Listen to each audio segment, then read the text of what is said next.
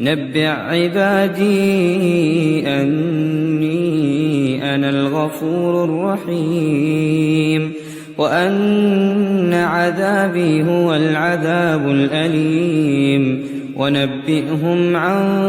ضيف إبراهيم إذ دخلوا عليه فقالوا سلاما قال إنا منكم وجلون قالوا لا توجل إنا نبشرك بغلام عليم قال أبشرتموني على